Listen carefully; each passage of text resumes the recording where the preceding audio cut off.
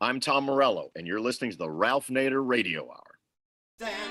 Stand up, you've been sitting way too long. Welcome to the Ralph Nader Radio Hour. My name is Steve Scrovan, along with my co-host David Feldman. Hello, David. Hello. And our producer, Hannah Feldman. Hello, Hannah. Hello, Steve. And, of course, the man of the hour, Ralph Nader. Hello, Ralph. Hello, everybody. First up, we welcome back former FBI agent Mike German to discuss his book, Policing White Supremacy, The Enemy Within. And Mr. German knows what he's talking about. He spent much of his FBI career undercover in white supremacist and militia groups. He argues that law enforcement agencies spent too much time going after civil rights and environmental activist groups when all the evidence indicates that the real threat to America's life, liberty, and property comes from the far right, such as the Proud Boys, the Oath Keepers, and other violent groups that have been committing acts of terror for years with impunity. In the second part of the program, we turn to another returning guest, Dr. Bandy Lee. Regular listeners will recall that Dr. Lee, way back in 2017, edited a book of essays from 27 different mental health professionals titled The Dangerous Case of Donald Trump. With Trump 2.0, it doesn't look like there's anyone around him to temper his worst impulses. Dr. Lee will talk to us about the psychology of the dear leader and his consortium of enabling cronies. Always somewhere in the middle, we'll check in with our relentless corporate crime reporter, Russell Mokhiber. But first, don't let all the propaganda about immigration and DEI obscure the fact the real threat to America is coming from inside the house. David? Mike German is a fellow with the Liberty and National Security Program at the Brennan Center for Justice at NYU Law School. He has worked at the ACLU and served 16 years as an FBI special agent. He left the FBI in 2004 after reporting continuing deficiencies in the Bureau's counterterrorism operations to Congress. He is the author of Thinking Like a Terrorist, Disrupt, Discredit, and Divide, How the New FBI Damages Our Democracy, and his latest book, co-authored with Beth Zasloff, is Policing White Supremacy, The Enemy Within. Welcome back to the Ralph Nader Radio Hour, Mike German. Thanks very much for having me. Welcome back indeed, Mike. I should tell the listeners that you received the Callaway Award for Civic and Moral Courage some years ago and had an official ceremony where you answered questions from the audience. So you're still at it. And I have to mention to the listeners that his new book, Policing White Supremacy, was written before the election, and it was published in January. We're going to bring it up to date in terms of what the Trump administration has done in this area. Your book is really quite current in terms of the lawlessness of the federal government under Trump, the violation of constitutional rights, statutory rights, due process of law. To what extent do the law enforcers who were responsible to protect the Congress from the January 6th insurrection were involved? Some of them were involved. Could you expound on that, Mike? Sure. So many people might remember immediately after the attack or even during it, there were a number of people who were noting in the various live feeds that were covering the assault on the Capitol that law enforcement seemed to be much less aggressive than they had been just a few months previous in front of the White House when they attacked journalists and protesters for Black Lives. So there were a number of Capitol police officers who were investigated in the aftermath. There was significant questions about why the federal counterterrorism intelligence networks, the Joint Terrorism Task Forces and Homeland Security Department supported fusion centers had not prepared federal law enforcement for this assault because it was planned in plain sight, right? I mean, it wasn't as if there was any hesitation on the part of the Proud Boys and the Oath Keepers to talk very openly about what they had intended, not to mention the dozens of other groups that were there. So unfortunately, we don't know much about what happened because the team that was organized to investigate the intelligence and law enforcement failures as part of the January 6th committee investigation was disbanded and was not allowed to issue a report. And I think that is just another example of how the white supremacist foundation that our legal system rests on still has great influence to make sure that the public is not informed and educated about how that influence works. What do these white supremacists really want? It's never very clear, other than America first and rah rah Donald J. Trump. What do these white supremacists really want? So it's important to understand that the white supremacist movement is quite fractured, and I refer to it in the book as the white supremacist and far right militant movement, because it does have a number of different factions that have specific goals that in many cases differ from one another. But as a movement, essentially what they're looking for is a return to a legally supported racial caste system where white people dominate without question, and impunity to act violently towards anyone who would challenge that racial hierarchy. Essentially a return to the Jim Crow South, where the interaction and the hand-in-glove activities between violent vigilante groups like the Ku Klux Klan and the police is seamless. And certainly we have seen that kind of cooperation during the first Trump administration, where when you saw large street protests, often these far-right militants who came in from out of town would be allowed to wreak havoc on those groups and then depart again, sometimes even with law enforcement assistance, right before the police went in and attacked the protesters, inflicting arbitrary violence, not just against protesters, but against onlookers and journalists particularly. Something that's likely to happen with this peaceful street resistance to Trump intensifying around the country, which we'll get to. We're talking with Mike German, who is the author of the new book, Policing White Supremacy, by the New Press. He wrote it with the help of Beth Zasloff, and the subtitle of the Policing White Supremacy is The Enemy Within. But what is the white supremacist posture toward empire abroad and the militarism and the wars abroad? And do they have an economic policy at all? So it's fascinating because the way that the FBI and the Justice Department look at white supremacist violence is as a fringe part of our country, right? This is something on the edge, some unusual and strange belief system, rather than recognizing that our nation was founded as a white supremacist country where only propertied white males had access to the ballot box and made decisions on behalf of the country.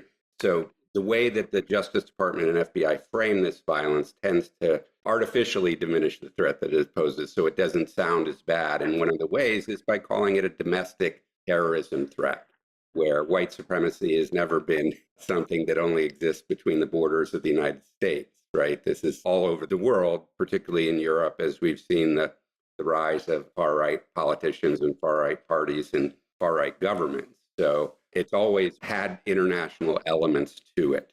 And certainly they are acting in collaboration with one another, but it's primarily a nationalist movement. So to the extent that they would support some foreign group, it's to set up their own allied government rather than to be part of the United States government.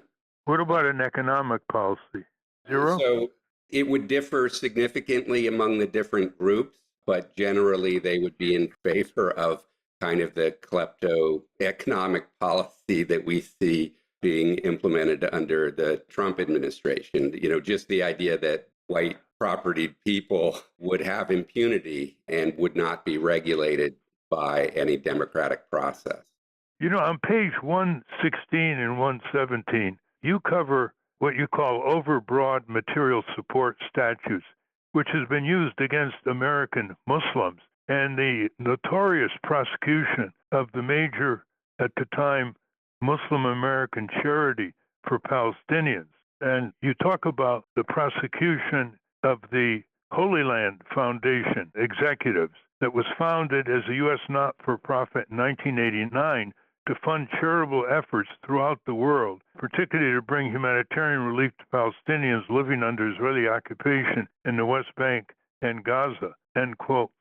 Tell us about this prosecution, which was really George W. Bush vengeful move against people that many civil liberties groups thought were completely innocent. This is a prosecution in Texas. That's right. The Holy Land Foundation was the largest Muslim American charity. And it's important for people to understand that giving charity, that's called zakat in the Muslim religion, is a pillar of the religion. It's a requirement. So these organizations stand up to assist Muslim Americans in providing charity in a way that it credited to their religious beliefs. So it's First Amendment protected activity. But in the late 90s, these material support laws were enacted and expanded. And basically, the concept was that terrorism requires funding, and that rather than trying to find we're a fortunate country, relatively small number of terrorists, the better way to do counterterrorism would be to choke off the funding, to choke off the support these groups. And that way they would just wither and die, and we wouldn't have to worry about them. Interestingly, these laws were expanded after the Oklahoma City bombing, which of course was conducted by a group of white supremacist far-right militants, not Muslim groups. But this law only applied to what the FBI characterized as foreign terrorists. And even though there are foreign white supremacist groups that sometimes attack and kill Americans, there were no white supremacist groups on the foreign terrorist designation list. It was predominantly Muslim groups.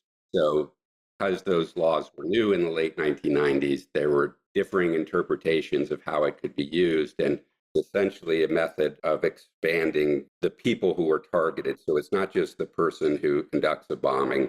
It goes out 2 or 3 degrees, because everybody who could be found guilty of materially supporting that bombing, you could also designate them. So then anybody supporting them, even if it has nothing to do with support for the bombing, is still criminalized. So it's a way of expanding the group of people who are criminalized. And the way it has been used is in a very political manner, trying to attack civic society, supporting a particular political end, rather than actually focusing on the violence. So the Holy Land Foundation was investigated by the FBI for years. And during the time, they went to the Treasury Department, which regulated these laws, and said, we want to continue providing humanitarian aid in Gaza. With this new law, what are we allowed to do and what are we not allowed to do? But the Treasury Department would never answer them. So they were investigated for years. Finally, in 2000, the investigation was shuttered, finding no criminal wrongdoing. But after 9/11, the Bush administration was looking for a counterterrorism win.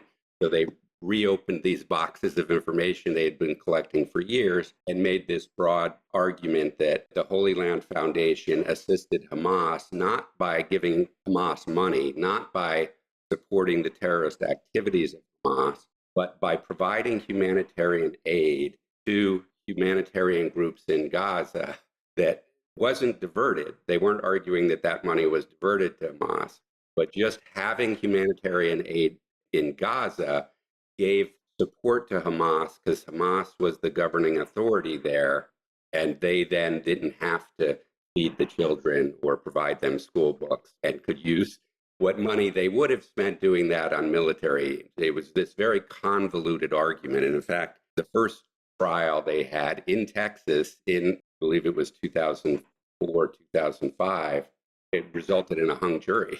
And you can imagine that the anti-Muslim animus during that time was extremely high in the near aftermath of 9/11. But they were allowed to admit evidence in troubling ways to get convictions in the second trial, and treated these people who the government acknowledged gave money to humanitarian groups in Gaza that USAID also gave money to. It was a very strange argument that somehow Holy Land Foundation giving this charity to a charitable group that the U.S. supported was somehow a crime or supporting terrorism, and yet they won convictions.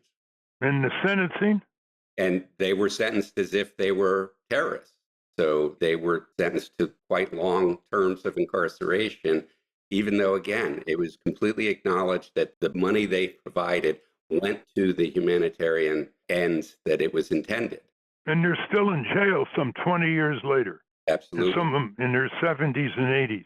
Absolutely. It was very clearly a highly symbolic injustice in the excesses of the global war on terrorism. I mean, in my mind, to the same extent as the Abu Ghraib photos, it was just a lawless. I'm very glad that you brought this to attention in your book, Policing White Supremacy, Mike. Let's go to the post-January 20th Donald J. Trump administration. How bad is it now? You have Mr. Patel, head of the FBI, quite different and more extreme by far than Christopher Wray, his predecessor. And to what extent have these white supremacist groups been seriously emboldened to expand their activities and start infiltrating peaceful street resistance and marches that are increasing in number all over the country? I think that the Trump pardons of the January 6th attackers and the clemency that he provided to the others that weren't pardoned, it sent very important messages, and some very loud and clear messages. First, to the far-right militants that can act with impunity so long as your action is in support of Trump administration policies, you won't be prosecuted. And if for some reason you are prosecuted, the administration will stand behind you and free you from any criminal liability. Pardon them. They expect pardons from Trump. And more importantly, they expect not to be policed in the first place. So they can go out and act with impunity. They don't have to worry about whatever criminal ramifications. And that's very dangerous because these groups, a lot of them aren't made up of ideologues. They're made up of very violent people who have violent criminal records who just want to commit violence. And here's an avenue where if I go out and commit violence in public in front of the police against people who are protesting the police or protesting the Trump administration, I can do that without worrying about going to jail, right? I can do whatever I want in those areas. So it's very dangerous because it attracts a much more violent element and encourages them to act out. But it also sends a message to law enforcement that, even if you do see these groups committing crimes, it's not fruitful for you to do any investigation or prosecution because that will all end up at naught. So it sort of brings these groups together, much as the first as occurred during the first Trump administration, where Trump praised a very violent and reactionary element within law enforcement and encouraged these far-right militant groups. So they often acted kind of as a tag team, working together to address these things up until January 6th.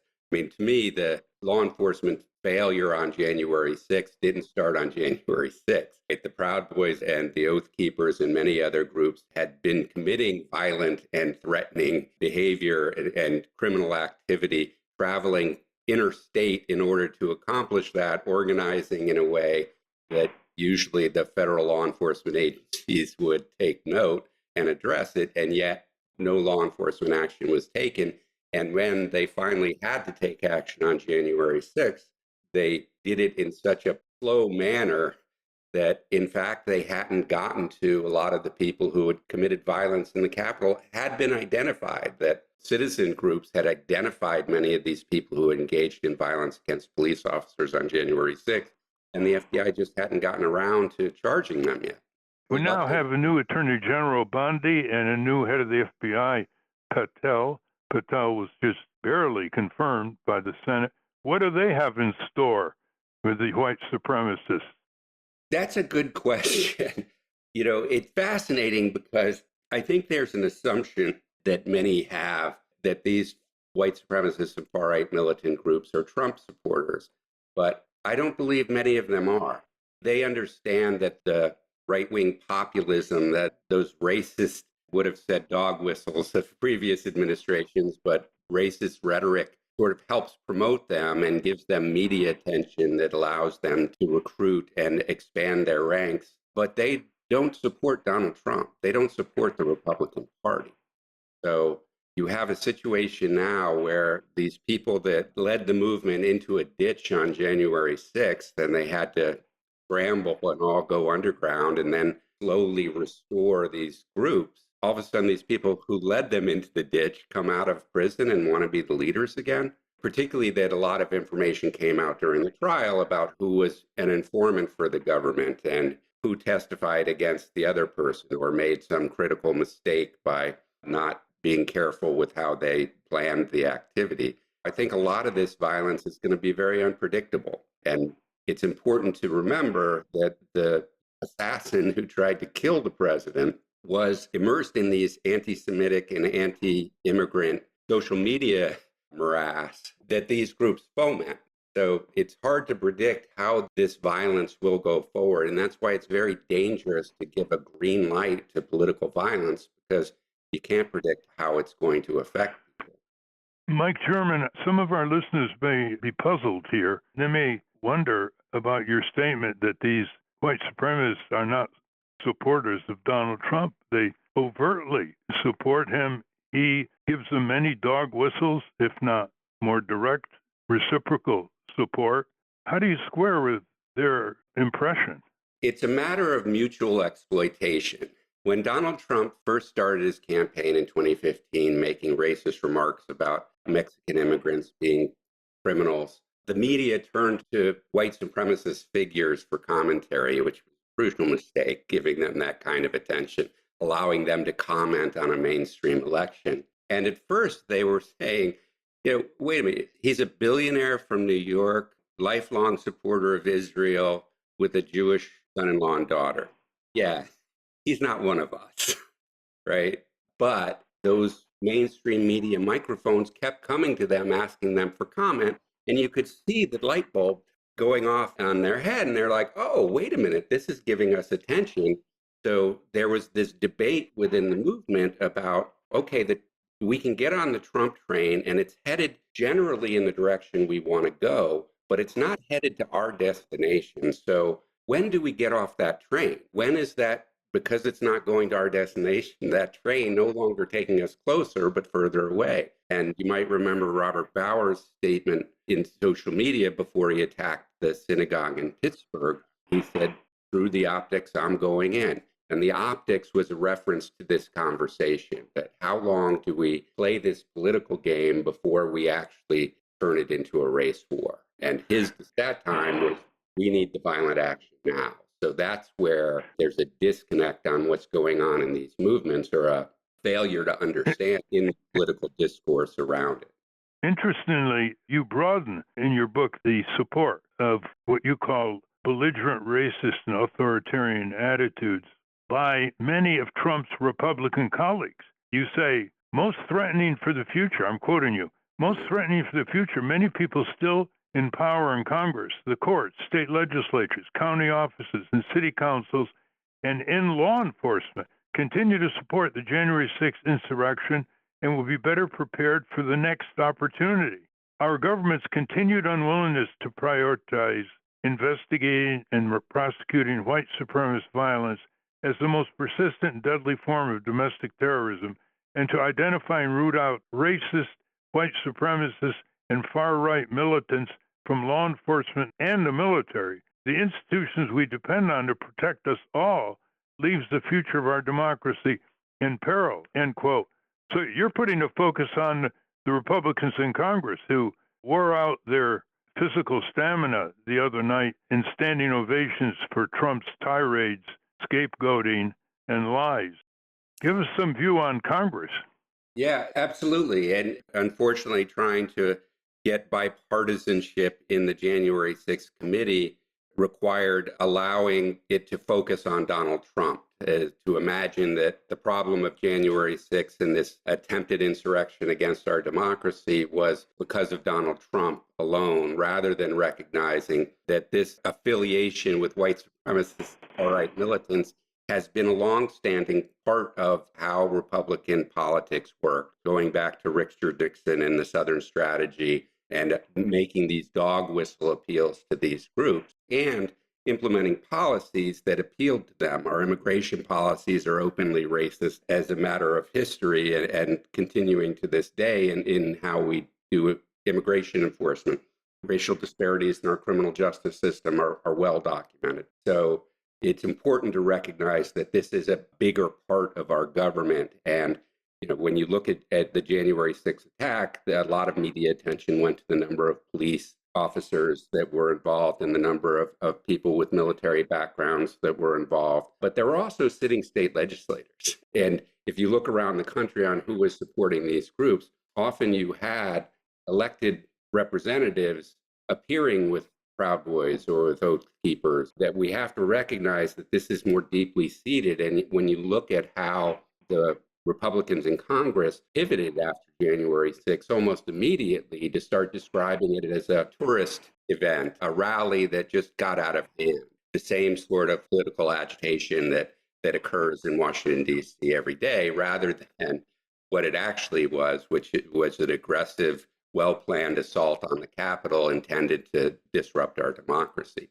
A lot of people are not aware how deep-seated, broad and deep the support for these white supremacists are, as you say, city councils, state legislatures, judges and courts around the country, which gives what you're writing about a massively greater dimension of peril and emboldenment and alliances and networks against the whole tradition of due process of law and democratic practices, from elections to implementation of civil rights and civil liberty laws.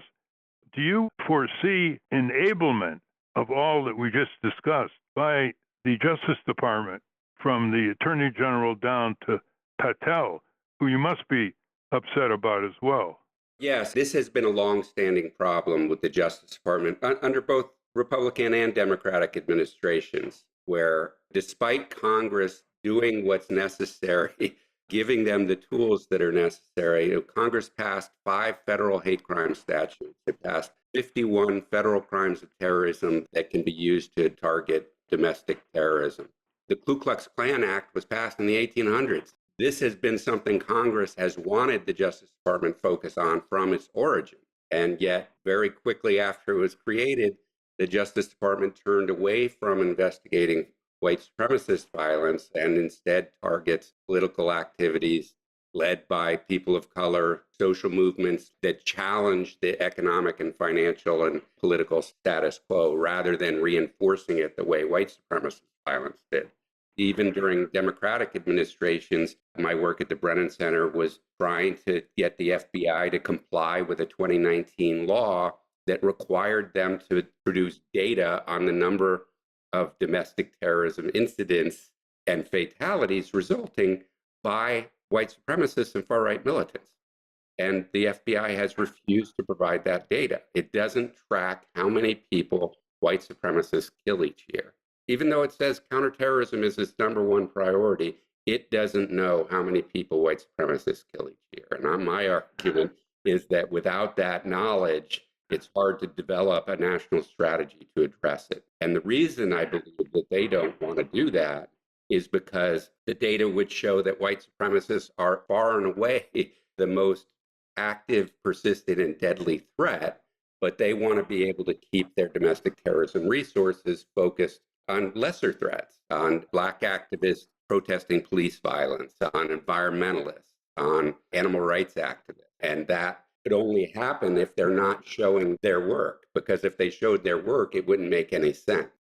Was this book that you wrote, Policing White Supremacy, The Enemy Within, reviewed by the New York Times, the Washington Post, the Wall Street Journal, and were you ever on NPR and PBS? Questions we ask authors. I have been on NPR and PBS. I don't believe this book was reviewed. My previous book about the FBI, Disrupt, Discredit, and Divide, was reviewed by the New York Times, but I don't believe this one was. And I think the point you're making is another important part of the project, this conservative project that's been going on for decades to dismantle public schools, right? That part of it is to have an uneducated populace, particularly in the social sciences, right? For the past decades, we've been focused on STEM, science, technology, and engineering, and math, rather than history and government and those things, so that the citizenry doesn't have the tools to understand what's going on as well as they should. So unfortunately, I don't think anything that's happening wasn't part of the plan, right? I mean, they actually published the Project 2025 that certainly gave a hint that this was the direction that the Trump administration go to.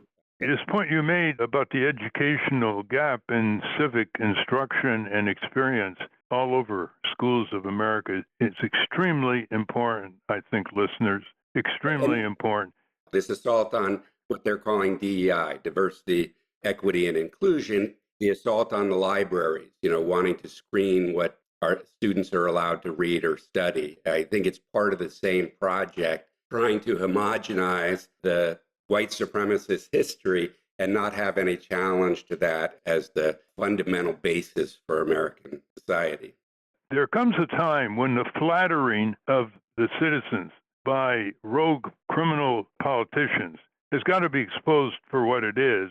First, they flatter the citizenry, then they flummox the citizenry, then they fool the citizenry into supporting them. And the reaction to that has got to be, you better start doing your homework, voters. Regardless who you vote for, you got to spend more time on the records of these politicians, not their rhetoric. You got to spend more time demanding that you meet them back home when they campaign and not just shake their hands. You got to be cognizant that you are the sovereign power. And when you delegate that to a Congress that sells you out to big business and their government toadies, you better feel betrayed and hold them accountable with town meetings that you call around the country.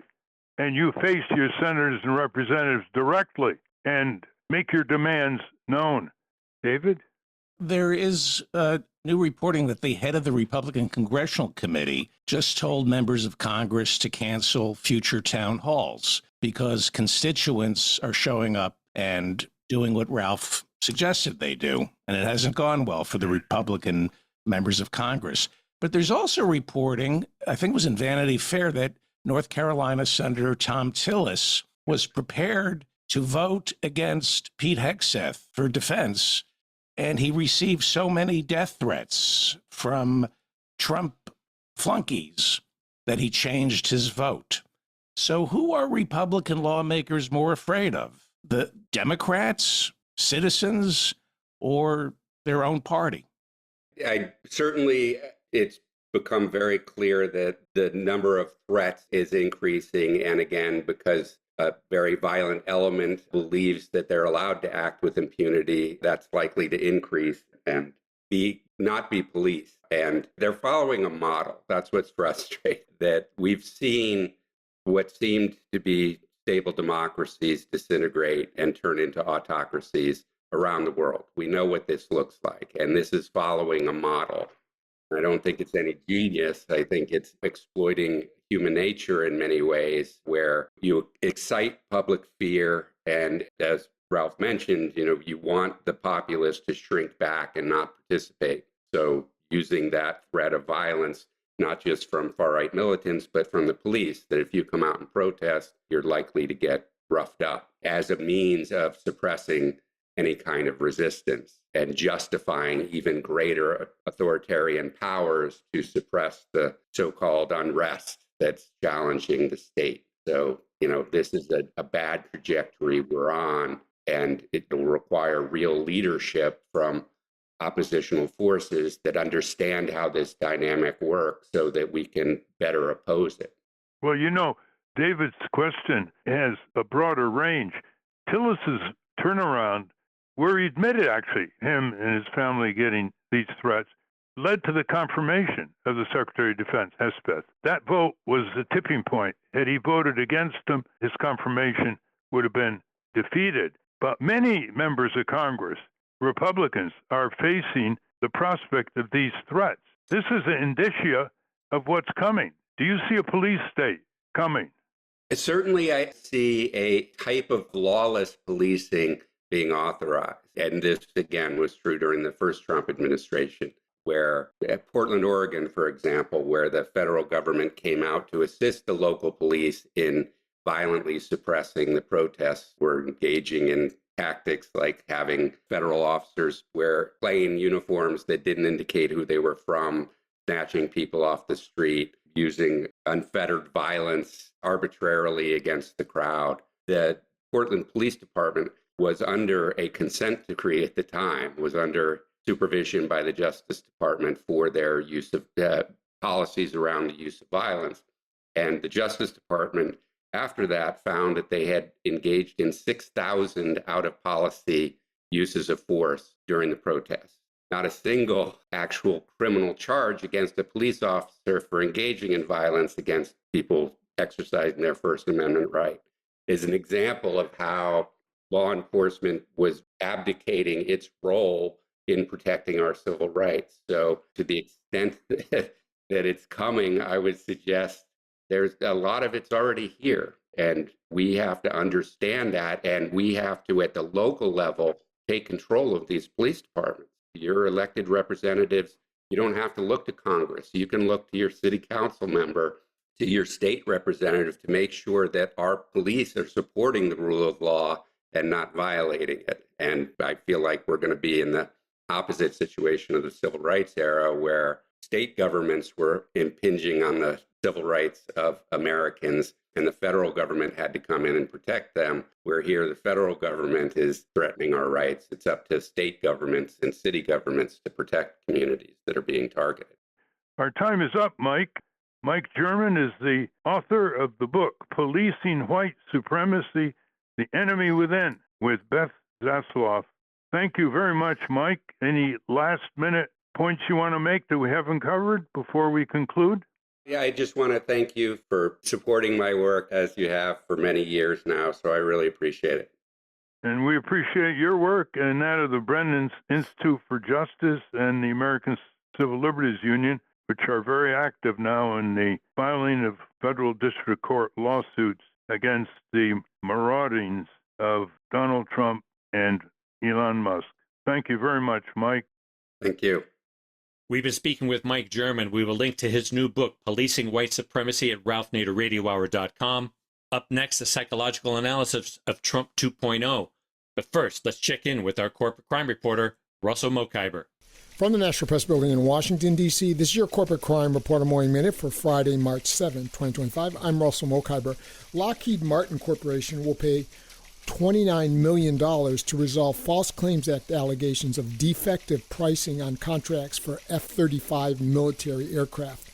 The payment is in addition to $11.3 million that Lockheed Martin previously paid to the Department of Defense for the same undisclosed cost and pricing data on some of the same contracts. Lockheed Martin, headquartered in Bethesda, Maryland, is one of the world's largest defense contractors. Federal officials allege that between 2013 and 2015, Lockheed Martin inflated pricing proposals it submitted to obtain contracts for the F-35. For the Corporate Crime Reporter, I'm Russell Mokhiber. Thank you, Russell. Welcome back to the Ralph Nader Radio Hour. I'm Steve Scrovan, along with David Feldman, Hannah, and Ralph.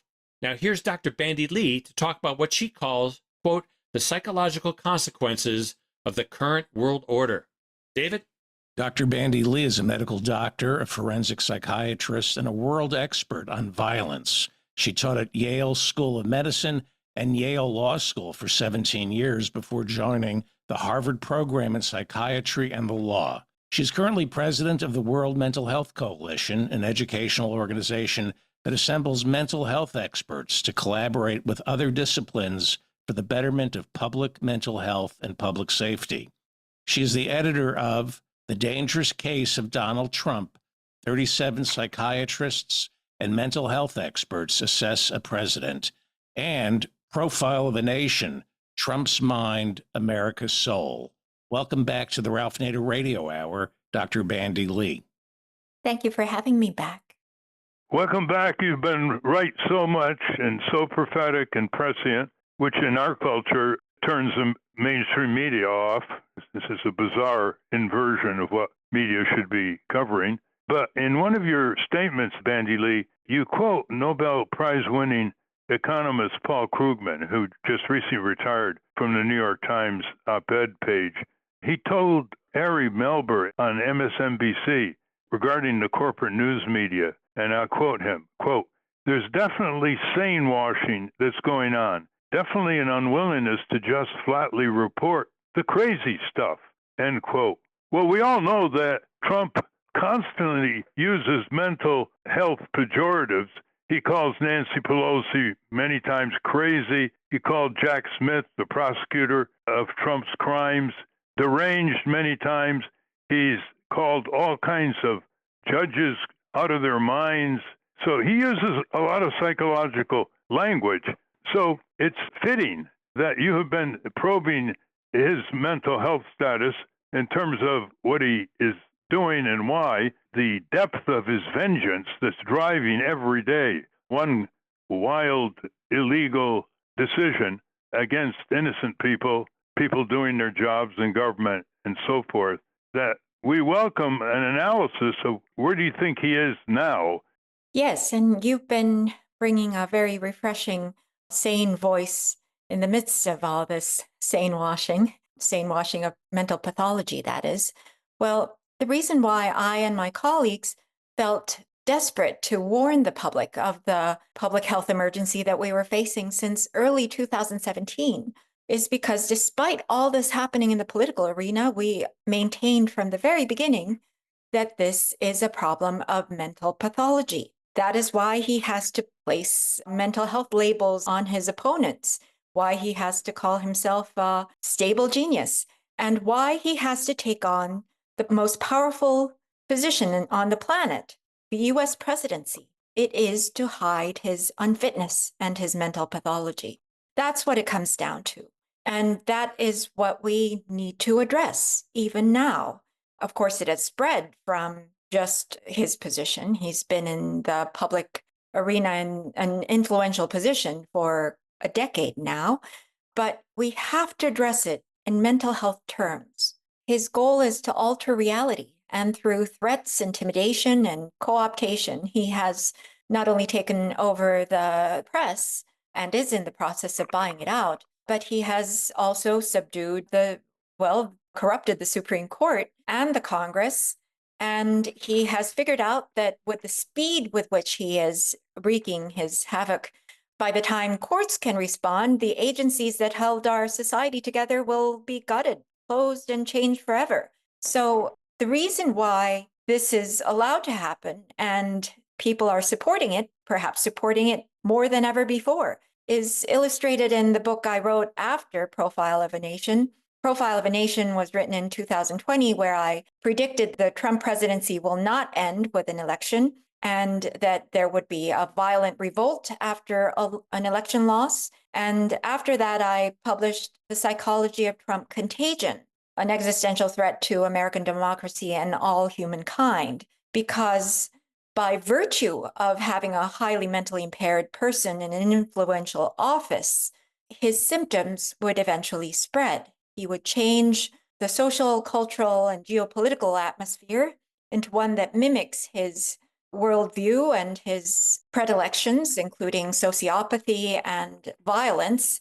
And this is essentially the social psychological phenomenon that has been occurring that we were so fearful would come to pass, which is why we emphasized so early that intervention needed to come fast.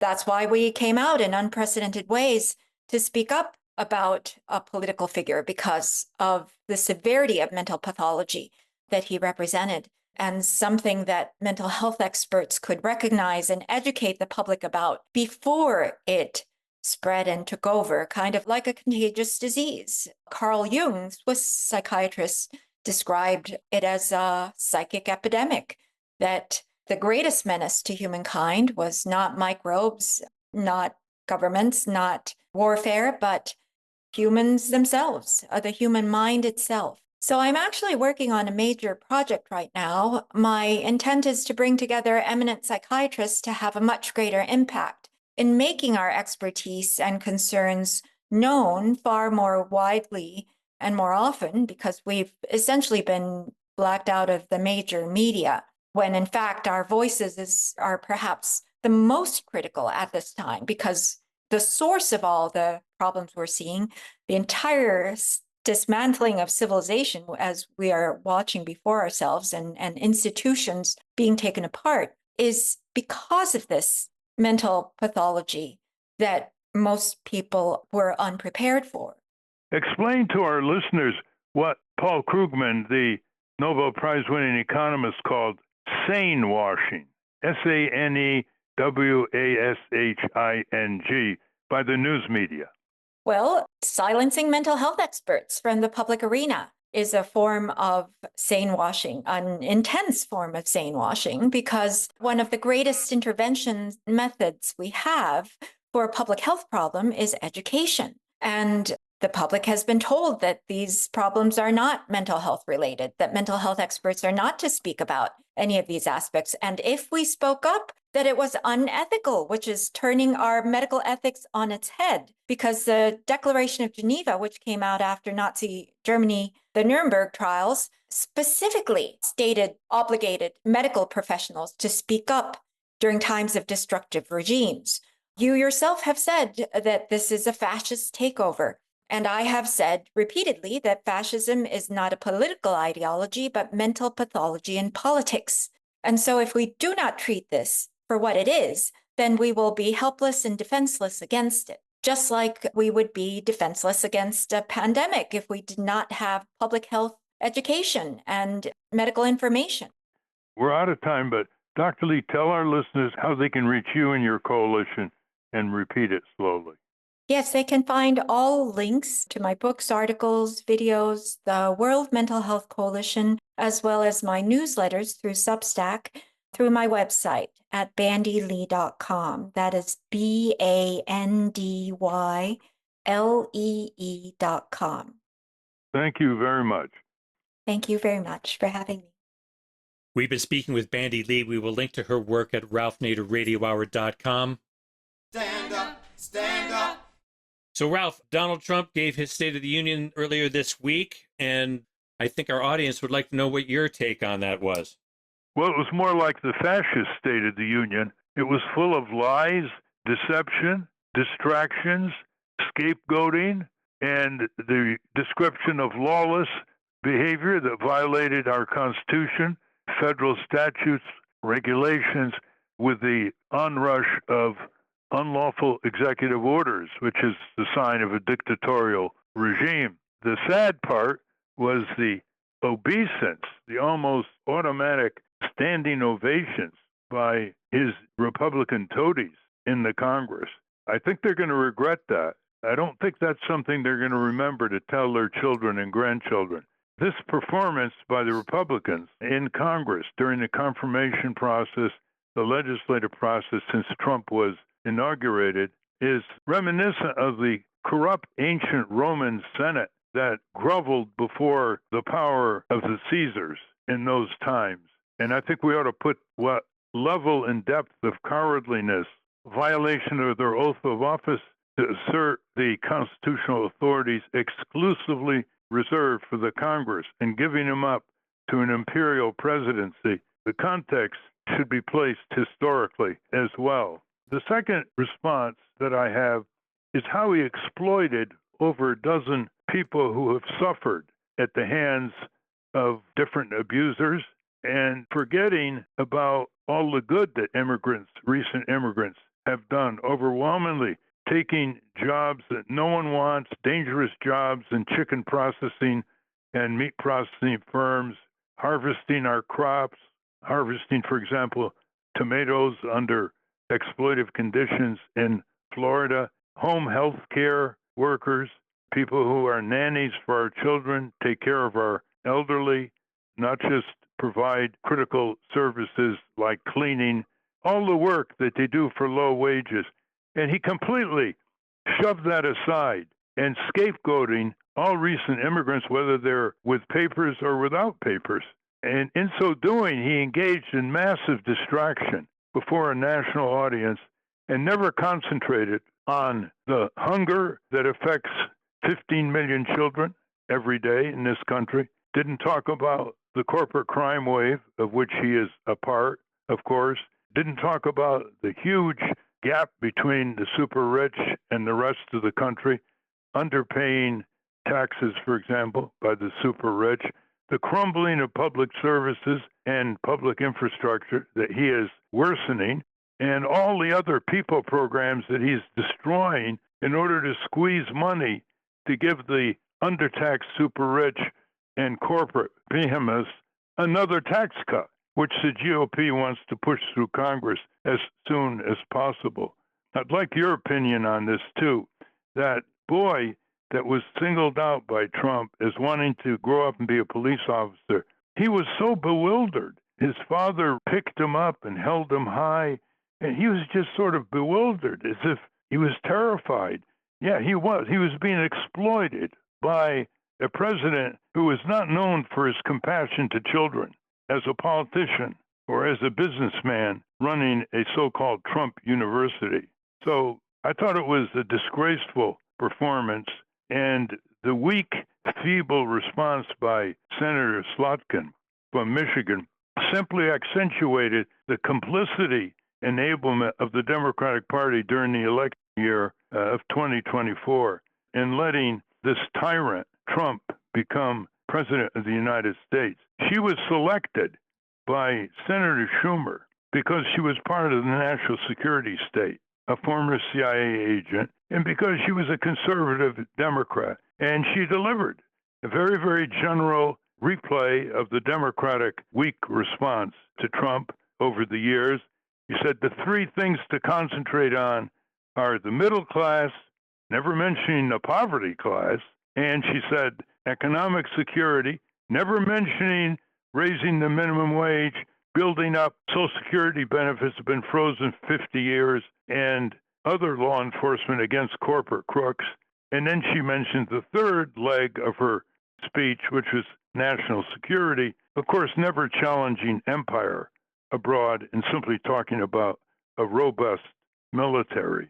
So there it was, all in about 2.5 hours of national TV. And we'll see what the reaction is among the public as this performance is replayed.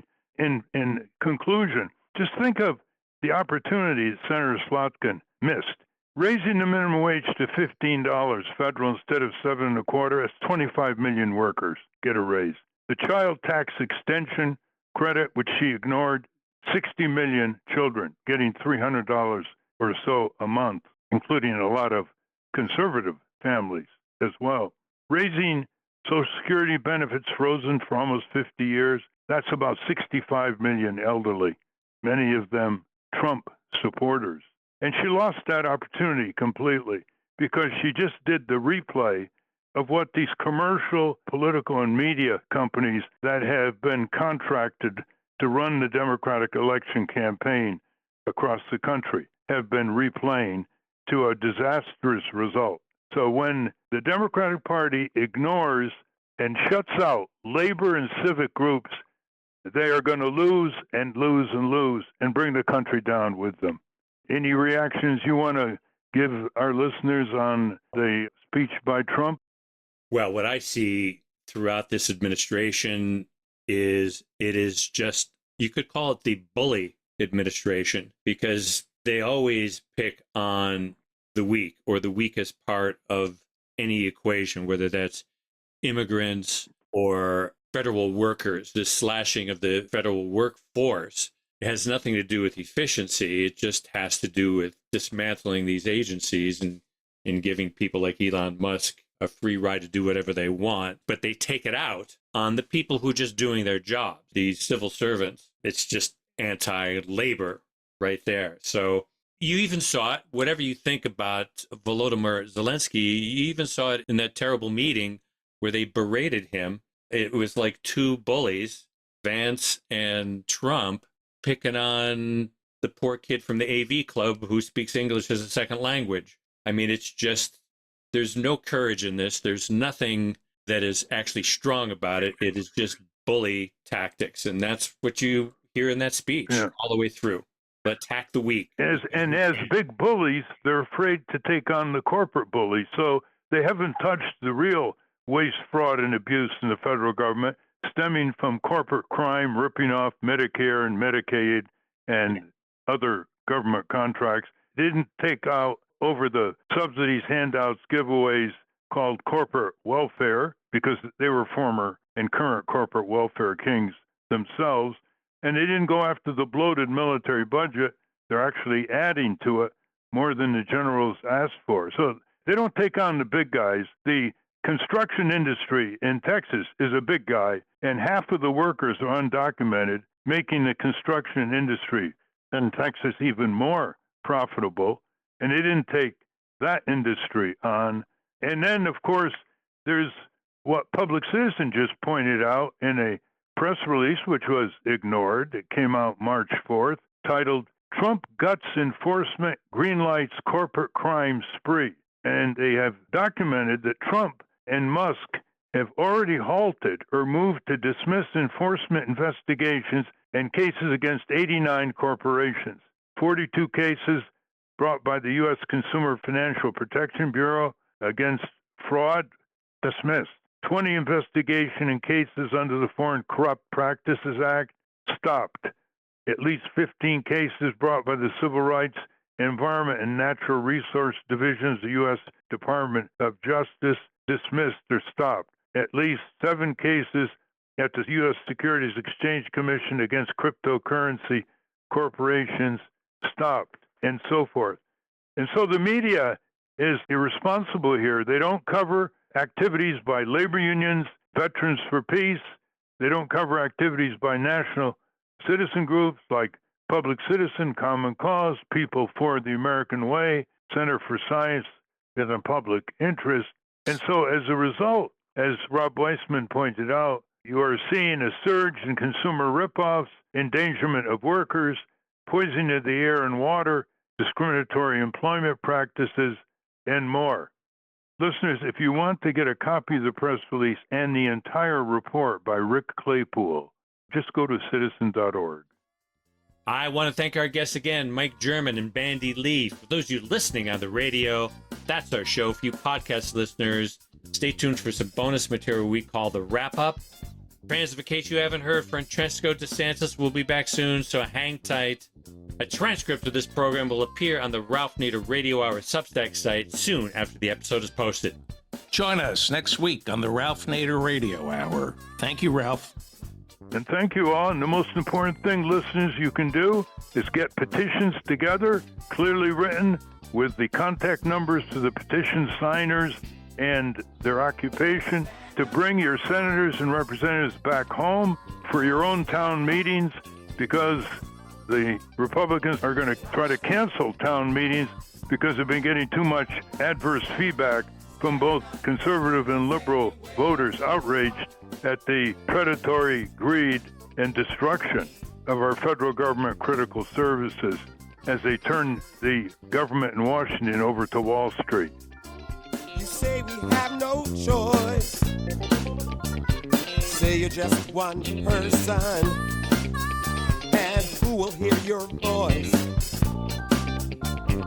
Don't let them fool you. You have the power in your hand. I'm only trying to school you.